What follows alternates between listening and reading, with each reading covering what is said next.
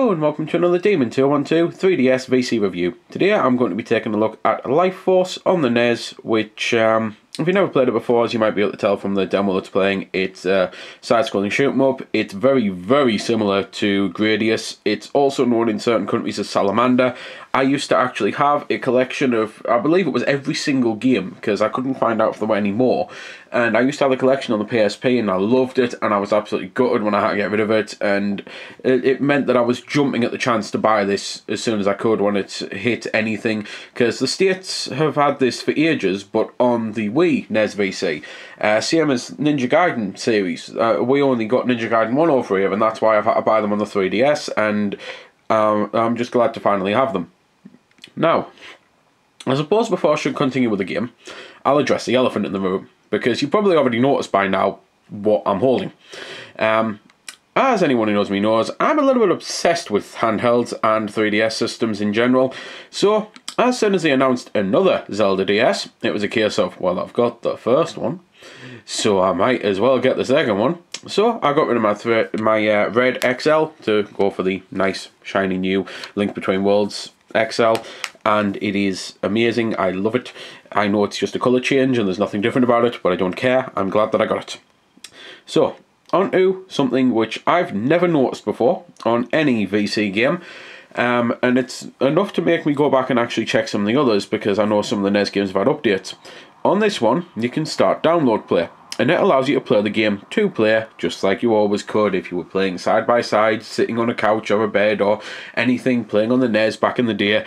As far as I'm aware, the full game is available. I've not got anyone with me to be able to test it or anything, but I'd be amazed if it was a case of you buy the game, you get to play one stage. Because while oftentimes with games that you've both got to have a copy of the game, this was always designed to be two-player with only one purchase. So I think it would probably be the biggest, cheapest, nashiest thing that could possibly do. So I'd be amazed if it is that way, and I don't think it is. And it also makes me hopeful that one day we'll get updates for the GBA VC, if it ever actually comes, considering they announced it about a year ago now, and the Ambassador games have been there for about 2 years, if not longer. It makes me hopeful that games like Mario Kart and I can't even remember the other one that came out with multiplayer now that demented me. I think it was one of the Kirby ones had multiplayer. I never played it originally, and to be fair, I've still kind of not sat and played it now, which is a shame because I wanted it. Anyway, I'm sidetracking. Hopefully they'll also get an update for download play and multiplayer, even if you have to then have one of each copy, which I would have understood with that, because I'm pretty sure Mario Kart Super Circuit you did.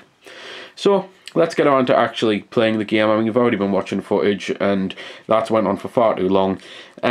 This is actually going to be very difficult for me, and it's why I was kind of putting it off, because as anyone knows, my vision's really bad, and I'm not lying when I say the majority of the time I actually sit with my system, I mean, as close as, I mean, that's probably about 2 inches away from the lens, and that's pretty much what I have to do when I'm using a handheld, because my vision has got to that point. So this is about 8 inches away from the lens, and it's about 20 inches away from my face, and believe me they look like little tiny dots to me, and I am struggling like hell to see. I can't even really tell what I'm shooting.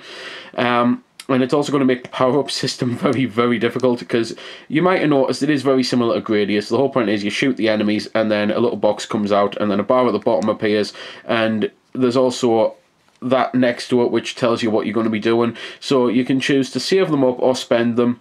And the first one's speed, the second one's, I think, twin shot or something, or bomb or something like that. I think that's what I'm firing now, because I believe I selected it. But again, I'm really struggling to say anything here.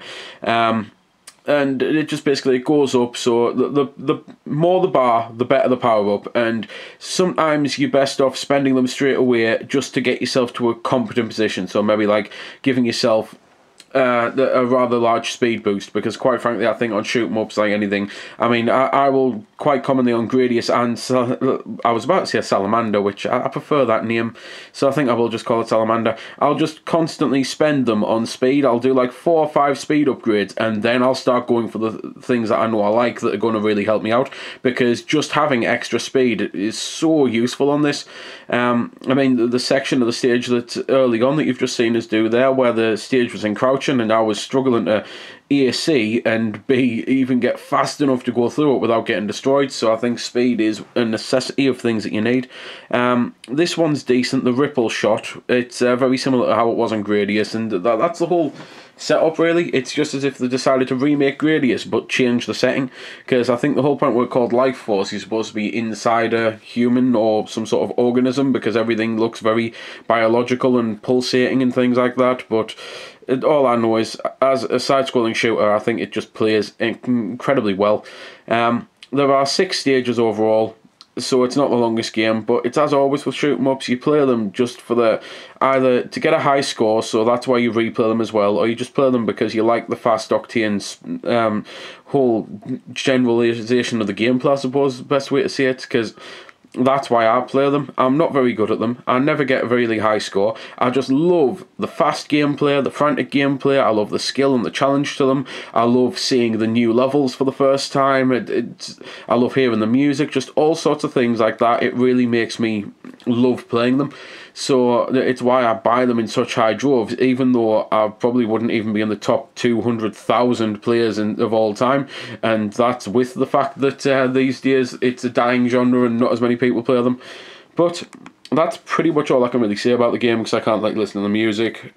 But yeah, for the price that it is, I think it's well worth looking into if you're a shoot 'em up fan, and especially if you like things like Gradius, which I've already mentioned about 900 times, because I just think it plays incredibly well, and I think it's a solid shooter all around. Hopefully we'll see some of the others come out in the VC.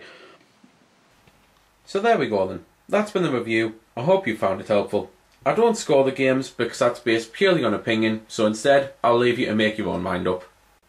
So thanks for watching, and if you've got any questions about the game that I didn't answer in the vid, or that hasn't been answered in the comments, then feel free to ask and I'll help if I can.